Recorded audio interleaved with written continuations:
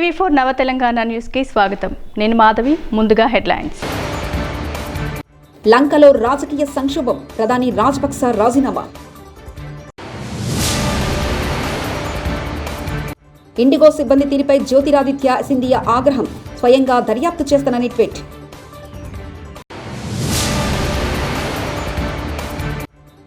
ఏపీకి అలర్ట్, దూసుకొస్తున్న ఆసని.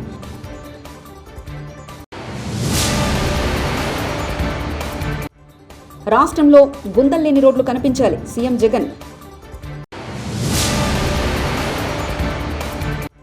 భూపాలపల్లి జిల్లా కేంద్రంలో 1,20,00,000 నిధులతో నిర్మితమైన 100 పడకల ఏరియా ఆసుపత్రిని ప్రారంభించిన మంత్రి హరీష్ రావు.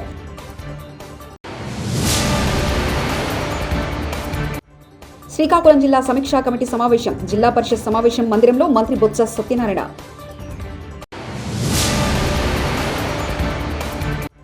పార్వతీపురం పట్టణంలో సైకిల్పై జిల్లా కలెక్టర్ నిశాంత్ కుమార్ ఆకస్మిక పర్యటన. ప్రతిపక్షాలకు అభివృద్ధితోనే సమాధానం, MLA Bhagat. Andhra Pradesh journalist association ఆధ్వర్యంలో బాలింతలకు చీరలు, పండ్లు పంపకం.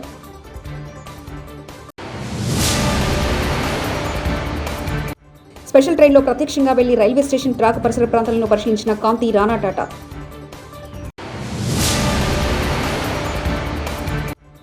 ఘనంగా శ్రీ రుక్మాబాయి సమేత శ్రీ పాండురంగస్వామి వార్ల కళ్యాణ మహోత్సవం.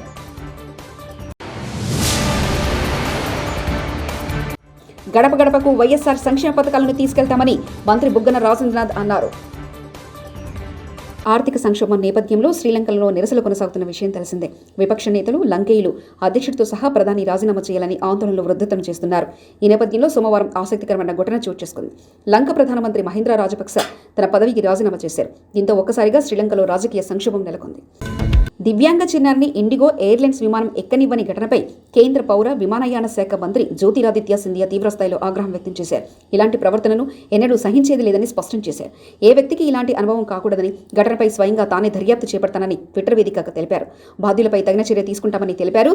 ఈ మేరకు ఇండిగోను హెచ్చరిస్తూ ఆయన ట్వీట్ చేశారు.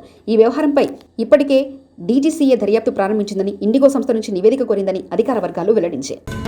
ఆంగ్లేయ బంగాళాఖాతంలో ఆసని తుఫాన్ కొనసాగుతుంది. తీవ్ర తుఫాన్గా మారి ఒడిశా తీరానికి దగ్గరగా వస్తుందని వాతావరణ శాఖ అంచనా వేసింది. అనంతరం దిశ మార్చుకొని ఉత్తర ఈశాన్య వైపు కదులుతూ ఒడిశా తీరానికి చేరే అవకాశం ఉందని నిపుణులు భావిస్తున్నారు. తుఫాను ప్రభావంతో రాష్ట్రంలో పలు చోట్ల వర్షాలు కురుస్తున్నాయని, వేడిగా ఉన్న వాతావరణం ఒకసారిగా చల్లగా మారిపోయి ఎదురుగాలులు వీస్తున్నాయి.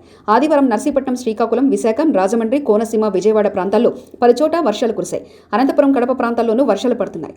భారీ వర్షాలకు పలు ప్రాంతాలు జలమయమయ్యాయి. ఎన్టీఆర్ జిల్లా గంపలగూడెంలో భారీ వర్షానికి రోడ్లు నీళ్లతో నిండి ట్రాఫిక్ స్తంభించింది. పురపాలక పట్టణాభివృద్ధి శాఖపై తాడేపల్లిలోని క్యాంపు కార్యాలయంలో ముఖ్యమంత్రి వైఎస్ జగన్మోహన్ రెడ్డి సోమవారం సమీక్ష చేపట్టారు.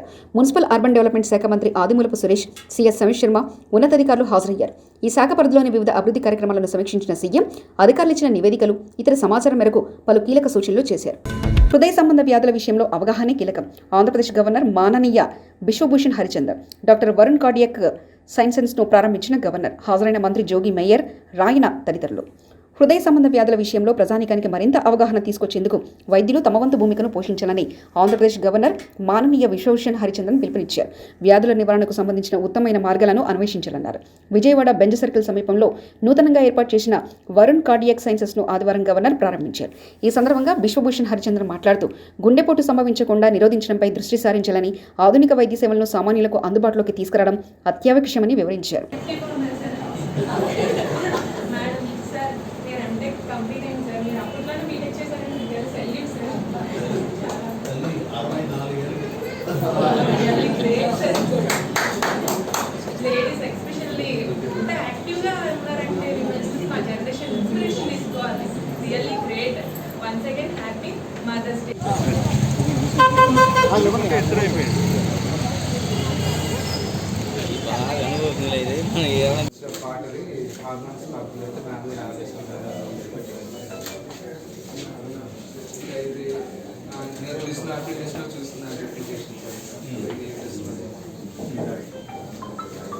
ఈరోజు మనం doctor Varun cardiac sciences 60 bedded advanced cardiac and cardiothoracic సర్జన్లు మరియు కీహోల్ వంటి అత్యాధునిక గుండె లేదా ఊపిరితిత్తుల ఆపరేషన్ను మన విజయవాడ ప్రజానీకానికి అందుబాటులో తీసుకొచ్చినందుకు చాలా ఆనందంగా ఉంది. ఇప్పుడు ఆ వరుణ్ కార్డియాక్ సైన్సెస్ ఇంకా పెద్ద ఎక్స్పాన్షన్కి వెళ్ళి ఎక్కువ మందికి, ఎక్కువ సొసైటీకి.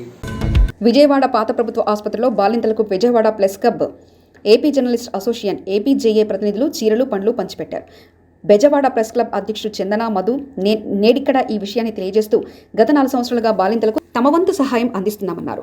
విజయవాడలోని సెంటినీ ఆసుపత్రిలో కలిసి బెజవాడ ప్రెస్ క్లబ్ నగరంలో జర్నలిస్టులకు అత్యాధునిక వైద్య సౌకర్యాలను తక్కువ ఛార్జీలకే అందించే ప్రయత్నం చేస్తుందని ఆయన ఈ సందర్భంగా తెలిపారు.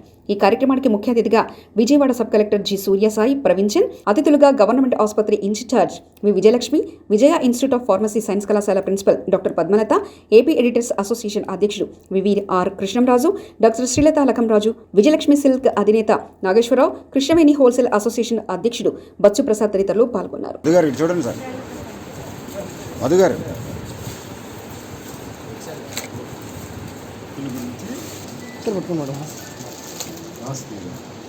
పండు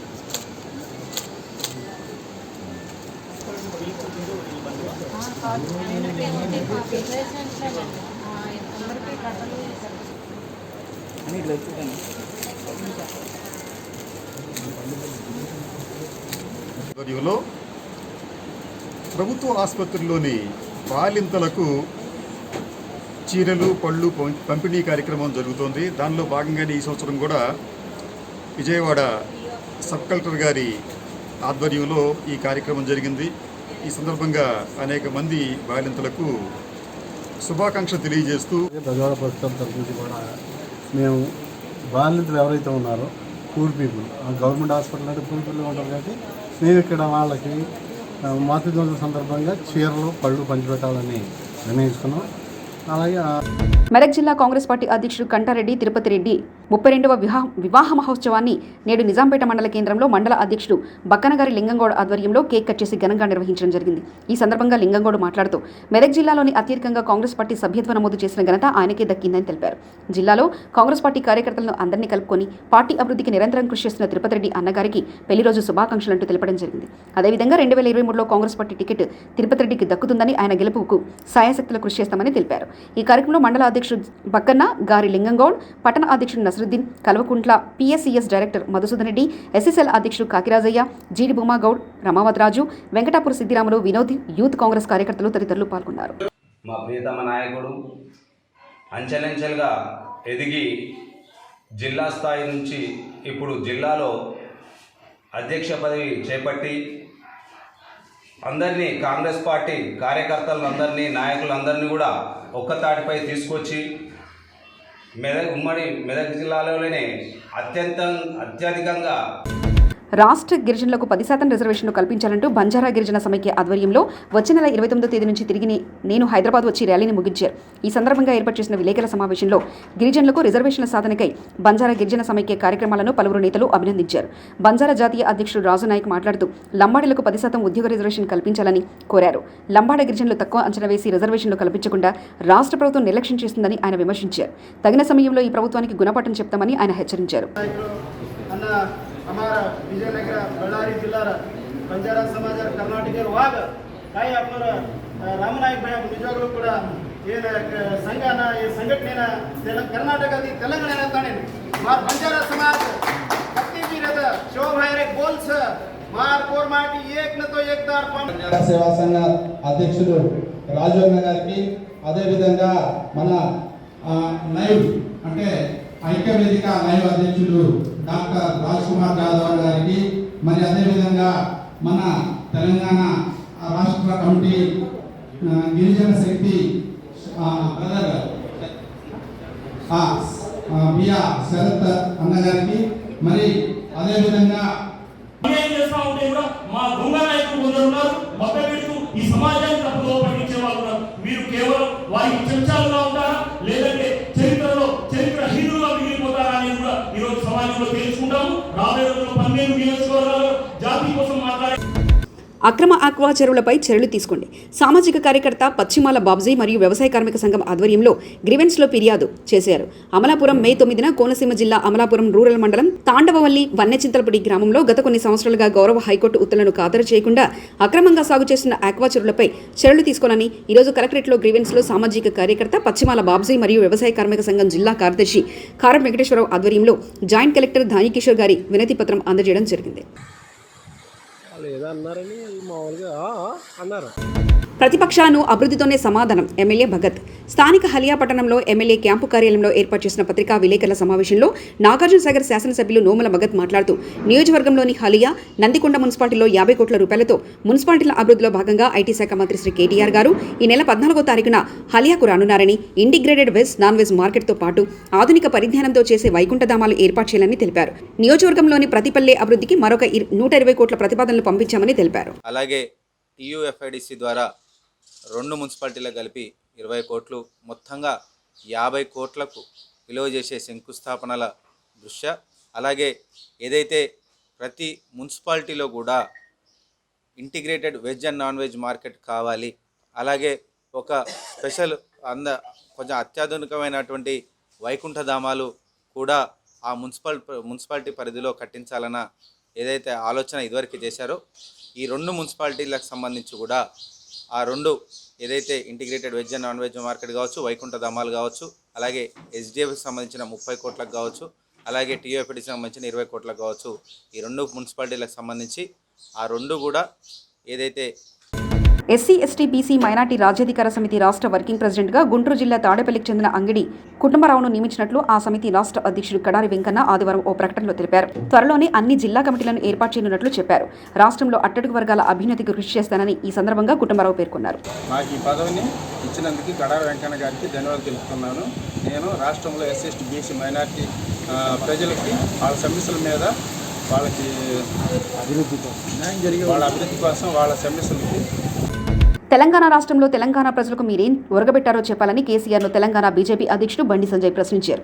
మీ కుటుంబ సంపద పెంచుకొని ప్రజల చేతికి చిప్ప మిగిల్చారు, పైగా కేంద్ర తెలంగాణకు ఇచ్చిన నిధులపై చర్చిద్దామంటే ముఖం ఎందుకు చాటేస్తున్నారంటూ ప్రశ్నించారు.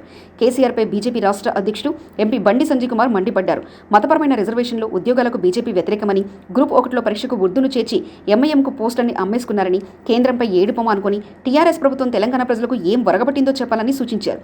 ప్రజలు కట్టిన పన్నులలో సంపద పెంచుకుని రుణాలిచ్చే స్థాయికి చేరుకున్న కేసీఆర్ కుటుంబం రాష్ట్రాన్ని మాత్రం అప్పులు పాలు చేసి ప్రజలకు చేతికి చిప్ప మిగిల్చిందని మండిపడ్డారు.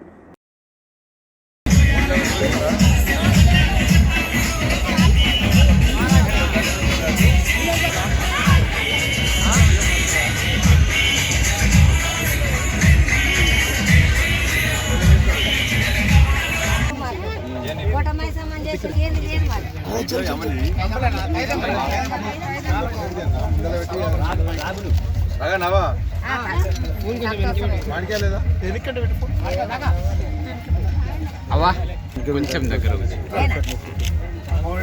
రైట్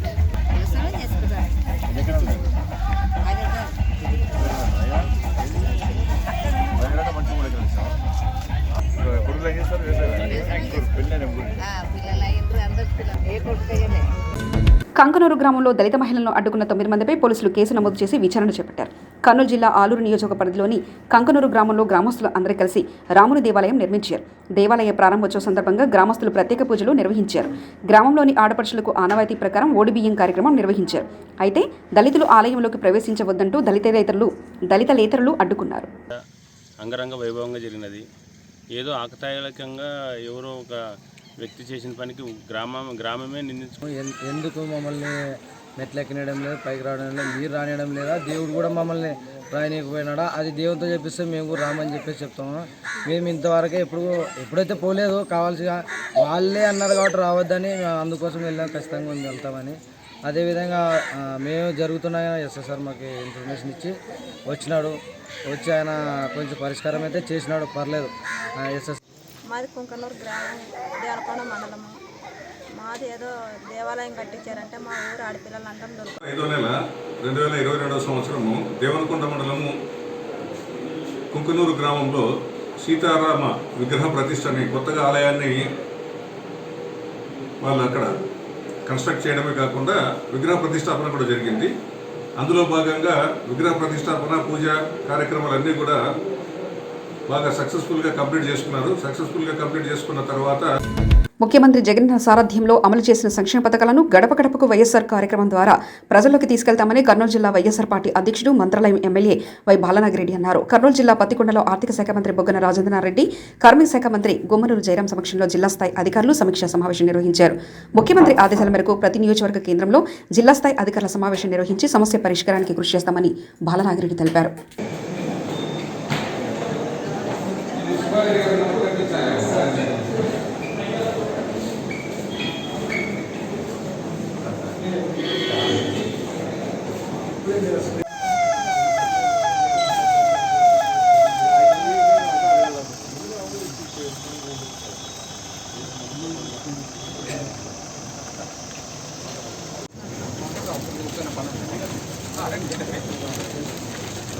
అలాగే కార్మిక శాఖ మంత్రి, అలాగే అన్ని తాలూకాల నుంచి వచ్చిన ఎమ్మెల్యేలు ఈరోజు అన్ని కులాలకు దీని మీద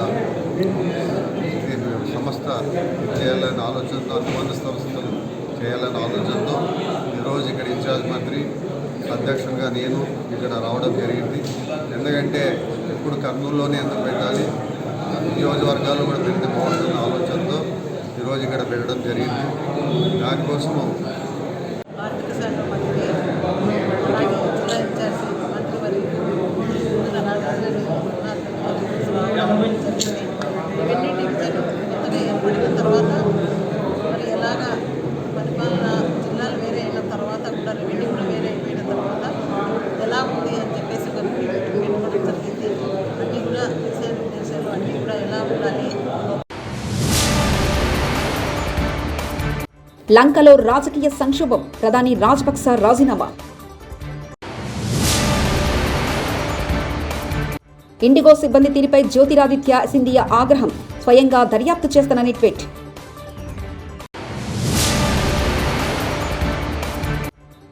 ఏపీకి అలర్ట్, దూసుకొస్తున్న ఆసలి.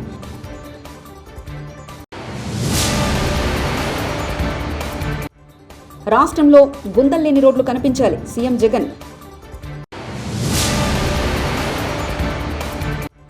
భూపాలపల్లి జిల్లా కేంద్రంలో 1,20,00,000 నిధులతో నిర్మితమైన 100 పడకల ఏరియా ఆసుపత్రిని ప్రారంభించిన మంత్రి హరీష్ రావు.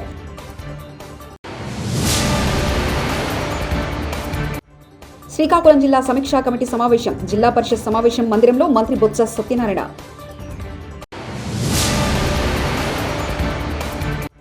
పార్వతీపురం పట్టణంలో సైకిల్పై జిల్లా కలెక్టర్ నిశాంత్ కుమార్ ఆకస్మిక పర్యటన. ప్రతిపక్షాలకు అభివృద్ధితోనే సమాధానం, MLA Bhagat. Andhra Pradesh journalist association ఆధ్వర్యంలో బాలింతలకు చీరలు, పండ్లు పంపకం.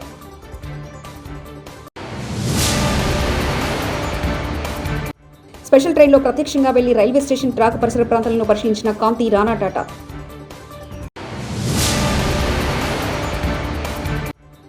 ఘనంగా శ్రీ రుక్మాబాయి సమేత శ్రీ పాండురంగస్వామి వార్ల కళ్యాణ మహోత్సవం.